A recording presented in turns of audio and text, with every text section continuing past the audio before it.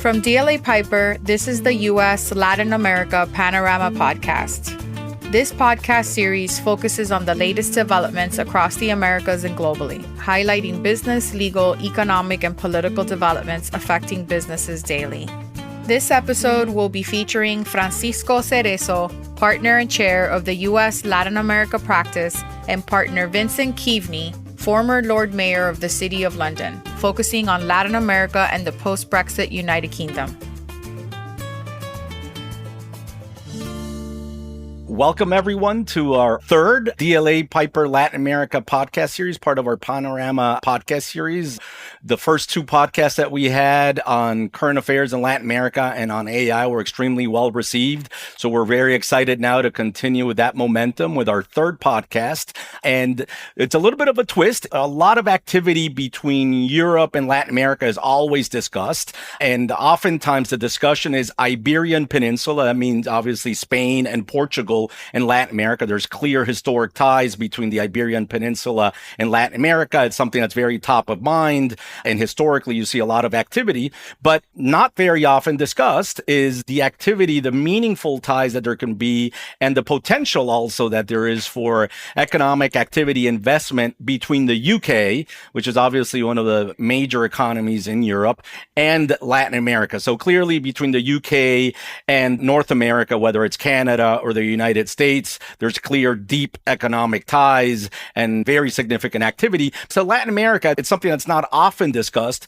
but there are very meaningful ties, historic ties, cultural ties, and certainly economic ties. It's been stated by the Foreign Secretary of the UK how it's an area that they very much intend to engage in more. So to that end, we thought it was important at this juncture, especially because of this essentially renewed interest, if you will, in what's coming between the UK and Latin America. We thought it was important to have this discussion, and I can't think of anyone better than our guest today. For full disclosure, he's also a cherished partner, colleague at the firm. Usually our guests here on the podcast, at the Panorama podcast, are not members of the firm. But for full disclosure, Vincent is a senior partner in our London office. But more important and so relevant to this conversation, obviously he's a seasoned practitioner in cross-border work, so has some keen insights based on his work in private practice. But he's served both in private sector and in the public sector. So Vincent Keaveny, the Lord Mayor, really everywhere we always refer to him as the Lord Mayor. So Vincent Keaveny, who was Lord Mayor of the City of London, he's had a very distinguished career in public service. His tenure in public service was not only the Lord Mayor of the City of London, in addition to being Lord Mayor of the City of London, a very high profile position, he also prior to that had very distinguished career in public sector as well. He was a sheriff of the City of London. He's the president of City of London Law Society. So he has a unique perspective, not only on the practice of law and foreign direct investment from the perspective of representing clients in significant matters, but really from a foreign policy, public policy perspective, and what the UK has been looking to in Latin America. So we're privileged to have Vincent join us today as our guest for the third podcast. So welcome. We're excited to have this conversation, which is not often discussed, but it's really important, and where we see a significant opportunities, and a number of clients and our friends across the Americas have reached out to us, what's going on in London, post-Brexit or whatnot. So we'd love the fact that we have you here. In order to set the four corners of the conversation, I know people in the UK are very aware of what exactly the Lord Mayor of the City of London is. When we first became acquainted and I first got to know you a while back, I admit I had to also research, okay, what is the Lord Mayor of the City of London? I remember that was on the margins of a trip you did to Chile, interestingly, that I remember our colleagues at DLA in Chile mentioned how you were going to be there, and there was a lot of enthusiasm around your visit to Chile. So before we get going and very granular on UK ties to the Americas and Latin America in particular, why don't we start setting out the four corners of exactly what the Lord Mayor of the City of London, what it is, what your duties were there, and then we'll go from there. And again, thank you, Vincent, for joining us, and thank you for being here. Francisco, fantastic to have the opportunity to talk about this really important topic, the relationship between the UK, Latin America, and the wider Americas piece as well. But you're right, I had the privilege, the honour of serving as the 693rd Lord Mayor of the City of London from November 21 to November 22. It is a single-year post. It's not a party political post. The Lord Mayors are drawn from the financial and the professional services world. My predecessor came from the investment banking community. My successor was a man in the insurance industry. So that gives you a sense. We're all financial professional services professionals stepping out of our day jobs and doing this public service role for a year. It's an extraordinarily historic role. The first Lord Mayor was around in 1189, so it's an office which has all this history attached to it. But today, the primary role of the Lord Mayor is as the ambassador for the UK's financial and professional services sector, and indeed our tech sector too, increasingly as well.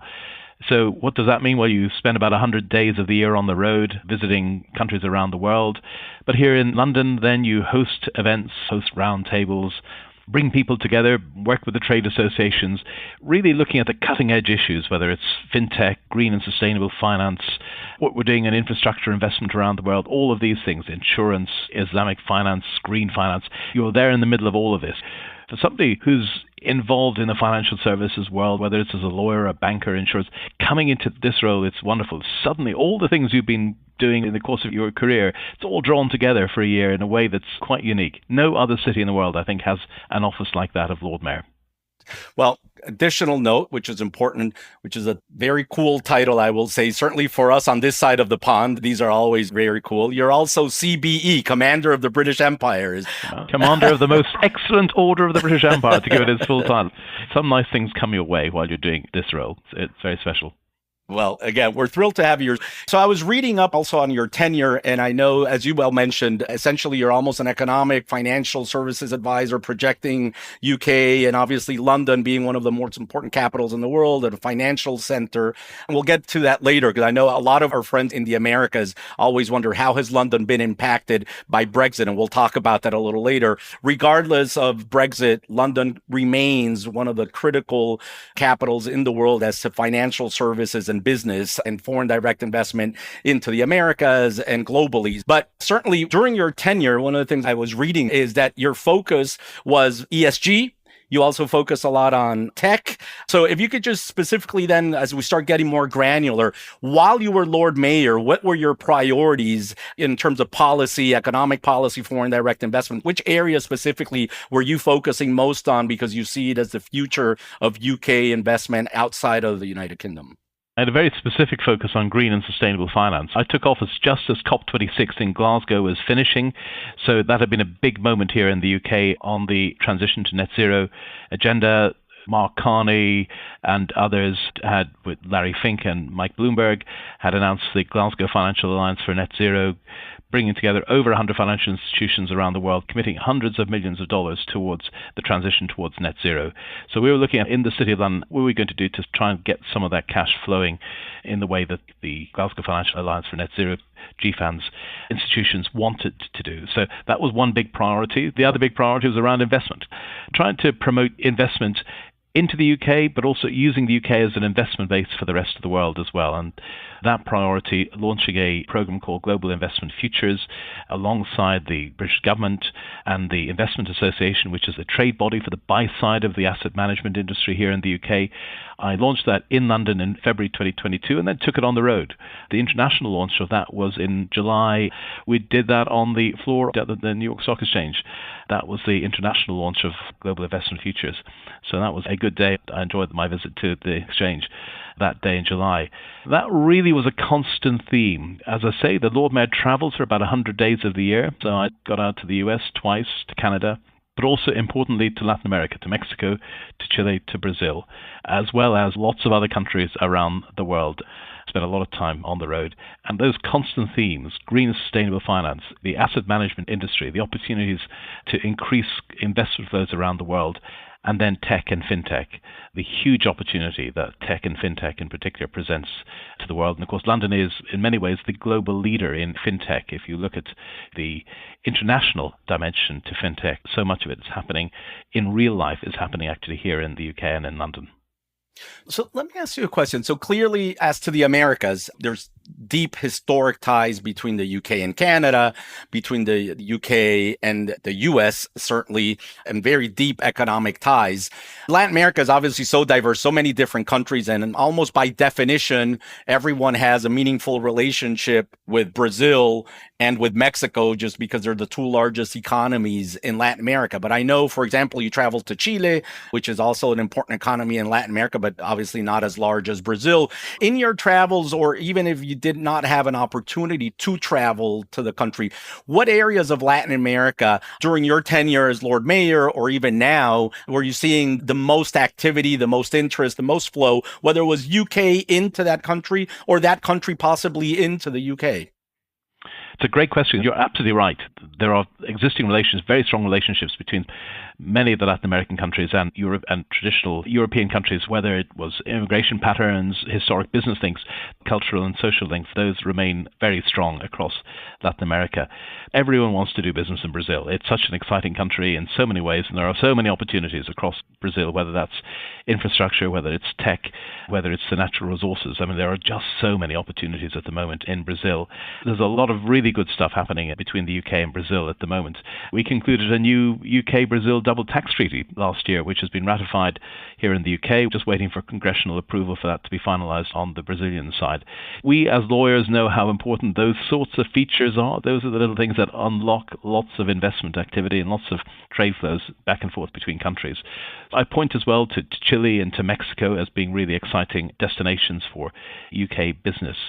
Chile, of course, has a long link with the UK. It's been a friend, an ally, a place where UK business has taken place for generations.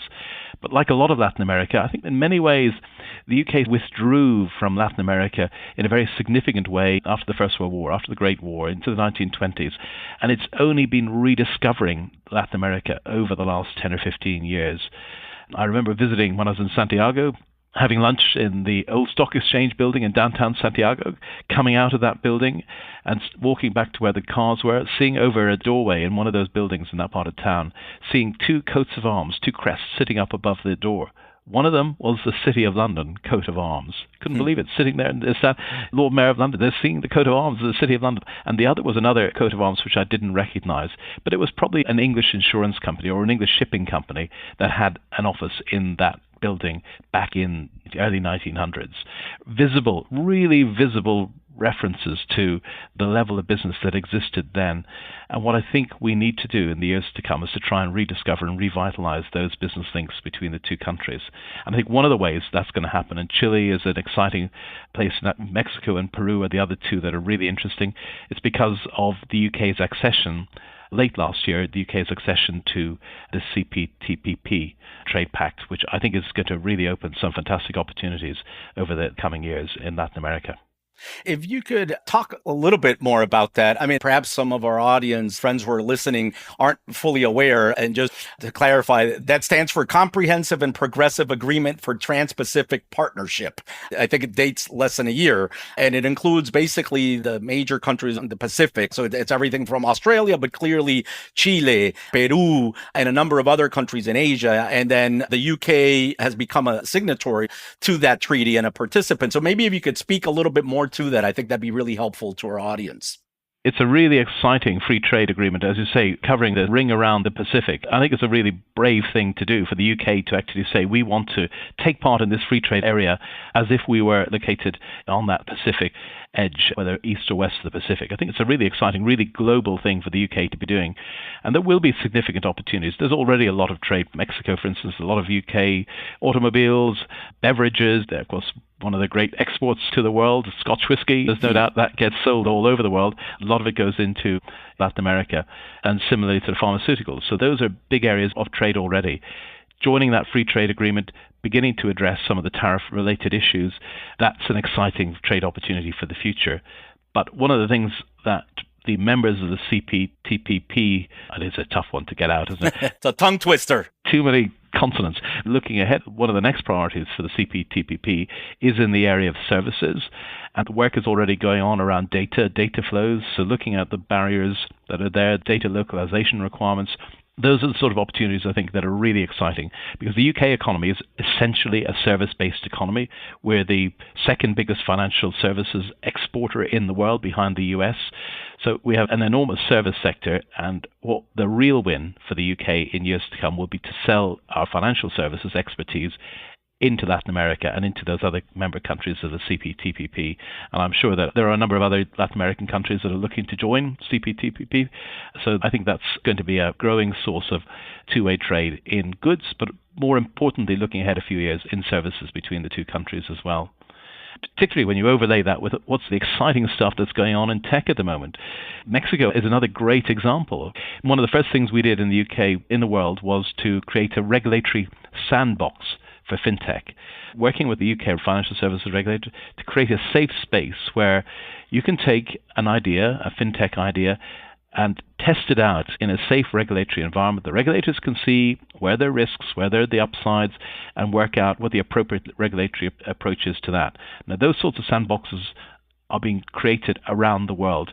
Mexico, I think, was the first Latin American country to take that idea and to start using it as a way of developing its fintech sector in Mexico, and we're now beginning to see that coming to fruition, and also to see some of the UK fintechs operating in Mexico as well, as I think they're both now up and running in Mexico, which is great to see those sorts of ideas, those sorts of businesses thriving on both sides of the Atlantic. One thing you mentioned quite interesting is the ties were there up to World War I and maybe even World War II. You had very meaningful relationships. You mentioned the coat of arms. I think in a conversation we had, I mentioned that being in the outskirts of Buenos Aires, and one of the nicest rugby and polo clubs is the Hurlingham Club, which was really founded primarily and based on the influence of British immigrants into Argentina in the 1800s. So there were all these historic ties. And I'm sure that in part, the rise of U.S. influence and the dominance of the United States in the Americas, kind of on its side of the pond during the 20th century, after World War II and into the 50s and 60s, in part explains why perhaps, let's call it, for lack of a better word, a bit of a retreat or a lack of attention or focus on the UK into Latin America. Perhaps other areas where the UK felt that, well, focus our time and our energy and our resources there. Latin America is more the US's backyard. I'm sure that in part explains it, but there is a renewed interest. As I mentioned, the current foreign secretary said it's one of the priorities. The prior foreign secretary, when you start looking at the economic data, there's renewed interest and there's an uptick. What do you attribute, if you will? Latin America is still in the backyard of the US, right? So what do you attribute then this renewed focus, revisiting something that pretty much for 80, 90 years had not been necessarily a priority focus for the UK, and clearly in recent years are taking a new look? What are some of the factors you think one can attribute to that?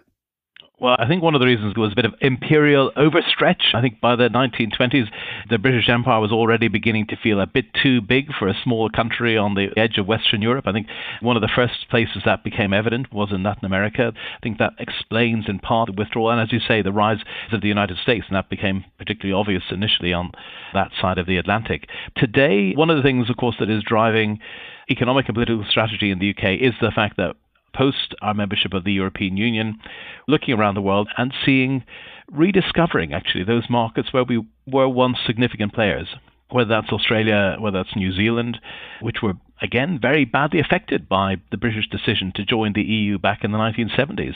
The Australians and New Zealanders felt really cut off for a long time from the British markets.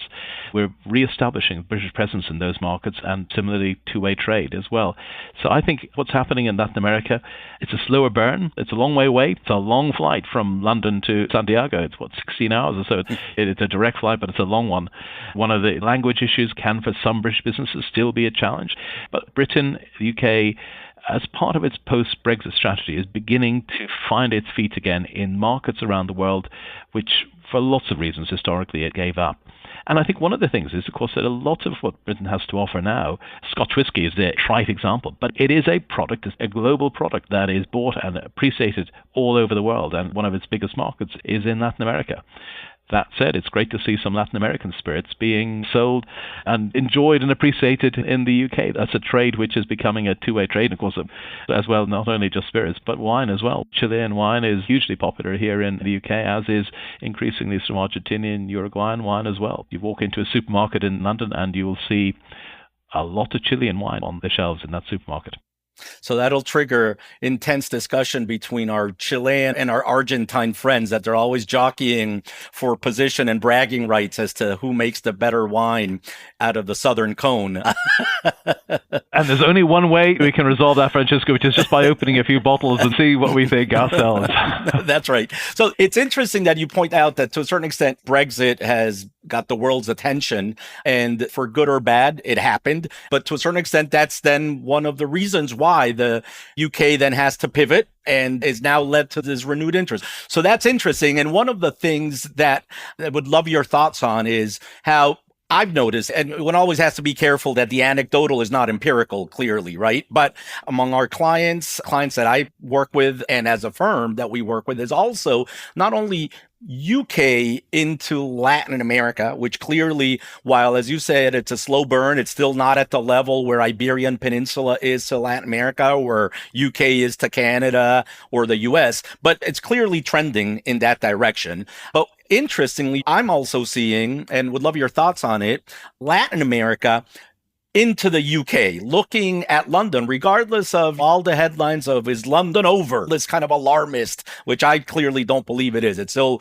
and will continue to be one of my favorite cities in the world and global and most important cities. But you're seeing a lot of Latin American companies and businesses taking a look at London. I'm aware of some who have even relocated. And in part, I think London is a really fertile ecosystem for family groups and family offices, whether it's from Asia or the Middle East. You see groups from India, from the Middle East, from Asia, generally beyond India. And I think that resonates. That ecosystem is something that works well for Latin American family groups and family offices. And I've seen that trending, but would love your thoughts also as to what you're seeing, not only from UK into Latin America, but from Latin America into the UK, well beyond tequila and wine and the inroads they've made, which is not insignificant. There's other investment that's flowing from west into the east in that regard. And I find it really interesting. Beyond, again, other parts of Europe as well. Anecdotally, you could look to investments in Italy, in Germany, beyond Iberian Peninsula. But certainly in the UK, there's an uptick on that front. So would love your thoughts on that. There is lots of different levels, lots of different ways. I mean, whether it's Chile listing its sustainability bonds on the London Stock Exchange, one of over 400 green and sustainable bonds listed on the London Stock Exchange. It's a very natural place if you're a Latin American sovereign issuer looking, where am I going to list this green bond? London would be one of the 2 or 3 stock exchanges in the world that you would look to list that bond. So you've got that going on. One of the things when I was in Mexico, talking a lot to the Mexican pension funds about the potential for using London as a base to globalize their investment portfolios. Mm-hmm. Lots of the Latin American countries, of course, have limits on the amount of the percentage that they can invest internationally from the pension funds of the assets under management. But in many cases, they're not even up to those limits. They haven't got the investments up to the caps that are there yet. So there's great opportunities there, and we're seeing that as well. It's that connectivity that London has. One of the things we're seeing in London at the moment is Australian and Canadian pension funds establishing offices in London. That's a big feature over the last few years, both to take opportunities in terms of direct investment into infrastructure opportunities here in the UK, but also London's base as a global financial centre, probably the most global financial centre. New York is a bit bigger by some measures, but in terms of its global connectivity, I think London actually beats New York. So lots of opportunities there for Latin American businesses. Yeah, absolutely. So I know we've touched on it on the margins, but I'd be remiss if I don't ask you to maybe go a little deeper on Brexit. When you're on this side of the pond, at least, when you go based on the headlines that you read in major newspapers or media, and whether it's print or radio, TV, or clearly on the internet, there's somewhat alarming, almost end of times forecasting that with Brexit, the UK would be terribly affected, that London's relevance on the global stage would be diminished. And obviously, clearly it's had an impact, but I'm not sure it's the end of times that some predicted. But you've been in the thick of this. As Lord Mayor, you were in the middle of this storm because you were seeing how the world was perceiving London, and there was talk about major companies leaving London and considering other European capitals or whatnot. Would really love maybe just your thoughts on what the impact has been, what it means, how you see now that the dust has settled. Just your take on that. I would be much appreciated. Maybe I should get the bad news out of the way first, because we have to be honest about it. For some businesses, it was a real dislocation, and particularly the big banks, the insurance companies that were using London as their principal base in Europe had to spend a lot of money and restructure their businesses so that they can continue to service their clients in France, in Italy, in Germany. That's meant setting up new subsidiaries in some of those countries, moving some staff to Europe as well. But the reality is they've done that and life goes on. And in real terms, we've seen very few job losses attributable to Brexit here in the UK. EY have been tracking this over the last few years, and the last numbers they published, by their estimate, about 7,000 jobs in the City of London were lost directly on account of Brexit.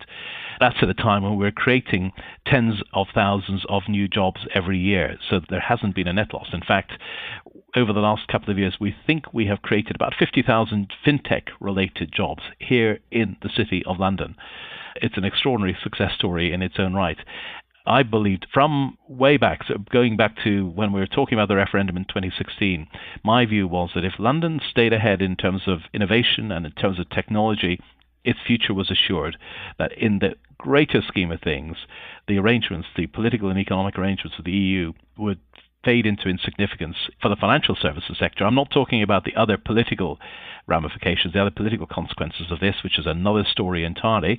But from a financial services point of view, keeping on top of technology and innovation was the thing that would retain London's leading position in Europe, indeed in the world, as one of the great global financial centres.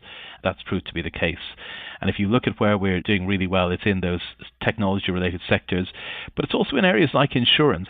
One of my friends who works in insurance happened to meet him earlier today, and we were just talking about the uptake in office space down in the sort of eastern corner of the City of London, which is predominantly insurance.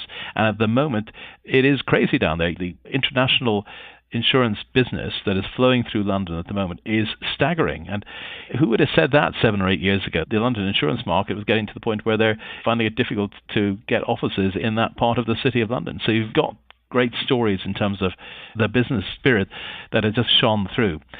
And the reason for that, ultimately, what it's all about is the cluster effect, that you've got the bankers, the lawyers, the insurers, the regulators, they're all here. You can come to a meeting here at DLA Piper's offices in the heart of the City of London. Around us, 10-minute walk, you've got all the investment banks. You could see the regulators.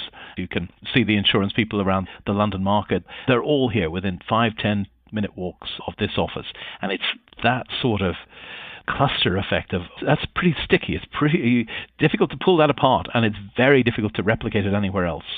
Part of it, when I talked about the Lord Mayor being around since 1189, there's a structure there that is very durable and that has lasted down the centuries. And I think Brexit is just going to be another one of those bumps in the road that happens, but the city will continue to thrive. Thank you for that. I always think the truth lies somewhere in the middle, right? There's the reality and then there's the alarmist headlines. And whether it's on Brexit or any other topic, usually things are not as lopsided as perhaps some of the headlines will make you think, nor some of the folks who want to sugarcoat things. So I appreciate your opinion on this. So to a lighter note, as we wind down, being sensitive to our listeners' time. So in the Americas, certainly in Latin America, there are no monarchies, and there are very mixed opinions as to some people are very anti-monarchy. Some people are very much in favor of monarchies and whatnot. But what is true is that there's universal fascination, regardless of whether people would like to live in a system where there is a royal family or in a country with a royal family or in a monarchy. There is a global fascination with royals generally, and certainly with British royals in particular. There's monarchies and royals in other countries, but there's this global fascination, whether it was Queen Elizabeth or now King Charles or Lady Di. But there's always been, certainly in my lifetime, a fascination with the royals. And I know that in your position position as Lord Mayor and your public service over the years, you've had some level of engagement. So on a lighter note, would love to get some thoughts or anecdotes. I'm assuming you are pro-monarchy and pro-royals, so we're not going to go there, but would love your thoughts on how you engage with them or any anecdotes you could share. For all of us on this side of the pond who don't live with a royal family, would love to hear from you. It's a huge privilege to actually have the opportunity that you do as Lord Mayor, indeed previously as Sheriff, to spend a fair bit of time with members of the royal family. And actually I worked quite a bit with Prince Edward, now the Duke of Edinburgh, on one of his projects, the Duke of Edinburgh's Award, which he is the patron of. I had the great privilege of working with him and indeed doing a bit of charitable fundraising for that project. I had two really extraordinary events over the course of my year as Lord Mayor. One was Her late Majesty Queen Elizabeth's Platinum Jubilee. I don't think we'll ever have a Platinum Jubilee in the history of the UK again. It's the 70th anniversary of her accession to the throne back in 1952. And we celebrated that, a wonderful weekend in June 2022. The highlight of that was a service of thanksgiving in St. Paul's Cathedral, right in the heart of the city. I had the privilege of greeting all of the members of the royal family as they arrived for that service, standing halfway up the steps of the cathedral, and I was looking down Ludgate Hill, the street that leads up to the cathedral, watching as they came over in relays from Buckingham Palace, depending on the order of seniority. More junior ones first, and then the more senior ones. And there's a lot of protocol. The really junior ones, you greet at the top of the steps.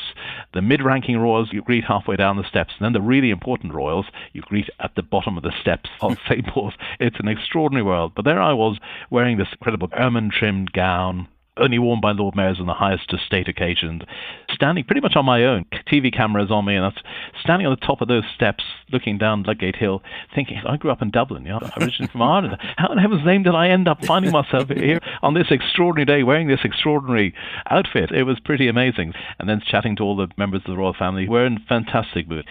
In retrospect, I think they were probably more happy than anything that Her Majesty had got to that point, and of course, only weeks later, she passed away. And I don't think any of us realized probably how ill she really was. But the funny thing about that is that they were all there. Every member of the royal family attended that service. I said hello to them all, said goodbye to them all. We entertained them afterwards in Guildhall around the corner from the cathedral. But the only thing anybody wanted to ask me about that day is because the Duke and Duchess of Sussex, Harry and Meghan, were there. Everybody said, what was Meghan like? What did she say to you? That was the only question anybody was interested in, was my chat with the Duchess of Sussex, with Meghan. What do we have to say? And then only a few weeks later, I was due to have a week in Australia. I was flying out to Australia on a Saturday in September 2022. Around about lunchtime on Thursday, we realized that I wasn't going to be going to Australia. And the Queen died, of course, later that afternoon, and we went into this process around the death of the Queen, the ceremonies associated with that. I attended her funeral, but also the Accession Council, which was a really remarkable thing. As a lawyer, the Lord Mayor always attended the Accession Council, which the new monarch's reign is formally acknowledged in St. James's Palace, over near Buckingham Palace. And the reason for that was, in the old days, if you were taken office as king and you didn't have the City of London on your side, your reign could be pretty short. You needed the City of London on your side, so it was important that the Lord Mayor turned up at the Accession Council as a sign that the city was prepared to back you as the new monarch, which is why I was at the Accession Council. But for any lawyer, for anyone, particularly for a lawyer, I found that just being part of history and being one of the witnesses to that accession was a really special moment in my life. And then, of course, the privilege of attending Her Majesty's funeral, which was a very moving experience. And lying in state, which was, you may have seen it on TV, people queuing up for 20 hours, 18, 20, 24 hours just to spend a few minutes at the side of Her Majesty's coffin. I had slightly privileged access. I was able to turn up and see shown in a side door and had a few minutes with the crowd. I really felt bad about that, because I had clearly not queued for 24 hours. All these people coming down the steps who had been out there in the rain overnight, and there I was in a nice suit, so I felt very guilty about that. One of the moments in my year, I felt I should have got out there and queued up with everybody else, like David Beckham did. I felt that was a very special moment. But the one thing that the cameras didn't capture, cameras on the coffin, recording people walking past and that sort of thing, when people walked out of Westminster Hall, out into the daylight afterwards, everybody turned around and looked back. It was remarkable. Everybody wanted that one last look at the coffin and saying farewell. It was a remarkable moment. It really was, actually, being involved in those few days of commemoration and celebration in a way. I'm sure it was remarkable. As you well said, probably an out-of-body experience. You're looking at yourself thinking, what's this kid from Dublin doing here in all of these settings? Probably not something you ever imagined when you were a kid growing up in Dublin. So I have to ask you, I guess, before we sign off and before closing comments from you on the UK, Latin America, what exactly then does the sheriff do? Because we've gone into the Lord Mayor, but the sheriff, we associate sheriff with certain things, or certainly from movies and Robin Hood, and I'm sure that's not what you were doing as sheriff. What were your duties as sheriff? In the old days, the sheriffs used to do exactly the sort of things the sheriff of Nottingham did in Robin Hood and all that sort of stuff. It was that role. It's evolved into a sort of, again, a bit of an honorary role these days, but as sheriff in the City of London, you're basically the Lord Mayor's wingman. So it's a great way of learning about the office of Lord Mayor, discovering what you need. You have to do it before you become Lord Mayor. But you're also based in the Central Criminal Court, in the Old Bailey, one of the most famous courthouses in the world. The trials that happen there, it's an extraordinary place in its own right. To spend a year Monday to Friday pretty much living there. The sheriffs have a set of rooms there, so you actually live in the middle of this extraordinary courthouse with these murder trials, terrorism trials going on around you all the time. Spending a lot of time with the judges, and they're a remarkable bunch of men and women. My respect for judges who operate in the criminal law area has hugely increased, because as a commercial lawyer, I'm sure you're the same, Francesco, when you're dealing with deals and money and companies, that's one thing, but when you're dealing with 15, 16, 17-year-old kids who are caught up in gang violence, they're getting sentenced to life for murder. That's a very different world. My respect for the judges' humanity and their humor, how they stay sane and humane while they're doing that work, it's amazing. And one of the things you do as sheriff is work with them, support them. So I learned a great deal in that role. Okay. Thanks for clarifying. That's fascinating. As I said when we started the conversation, there's always this focus in Latin America on the Iberian Peninsula, and then perhaps Germany and Italy. And the UK is not always top of mind, but there's increasing reasons for opportunities, for people to look for opportunities from Latin America and the Americas generally, but Latin America certainly into the UK and vice versa. That's why we thought this was an important conversation to be had, because it's a conversation that is not often had, but it's important. There's very meaningful opportunities. And then having someone like you, Vincent, in your role as Lord Mayor and involved in high finance and cross-border work for decades, it's been wonderful to get your insight. In closing, any closing remarks as to the UK's role in this brave new world we're living in, cross-border investments and foreign direct investment, east to west, west to east with Latin America? Well, I'd just love to encourage any of our listeners, any of our friends who are in Latin America who are thinking about their international opportunities, just to talk to people in London. There's lots of good advisors. DLA Piper, we're very happy to talk to them, but there's lots of other good advisors out there too. And similarly, we'll be working with British businesses that are looking for opportunities in Latin America. And I know, Francesca, it's one of the things you're keen to do. I'm looking forward to seeing you in London before too long and seeing what we can do individually with our great firm, but with what's even greater, the clients and friends we have. There are tremendous opportunities, I think, to build those links between the UK and Latin America to the benefit of both the UK and all of those Latin American countries. Wonderful. Well, Vincent, Lord Mayor, Sheriff, partner, real pleasure to have you here. Much appreciate your time. More importantly, your keen insights onto what I'm sure is an area that we're going to be hearing more and seeing far more activity in the years to come. So thank you again. Much appreciated, Vincent. Thank you too. Thank you all for joining us on this third DLA Piper Panorama podcast series, focused primarily on the Americas and Latin America. So hope to see you on the next one, but thank you for joining us today. Thank you very much. Thank you for joining us and listening to DLA Piper's U.S. Latin America Panorama podcast. Please be sure to visit and follow us on LinkedIn under DLA Piper in Latin America and via dlapiper.com. If you have topics or speakers you'd like to suggest, please reach out to us at dlapiper.americas@dlapiper.com. Thank you for your interest. All information, content, and materials contained in this podcast are for general informational purposes only. This podcast is intended to be a general overview of the subjects discussed and does not create a lawyer-client relationship. Statements and opinions are those of the individual speakers and participants and do not necessarily reflect the policies or opinions of DLA Piper LLP US. The information contained in this podcast is not and should not be used as a substitute for legal advice. No listener should act or refrain from acting with respect to any particular legal matter on the basis of this podcast, without first seeking legal advice from counsel in the relevant jurisdiction. This podcast may qualify as lawyer advertising, requiring notice in some jurisdictions. Prior results do not guarantee a similar outcome. DLA Piper LLP US accepts no responsibility for any actions taken or not taken as a result of this podcast.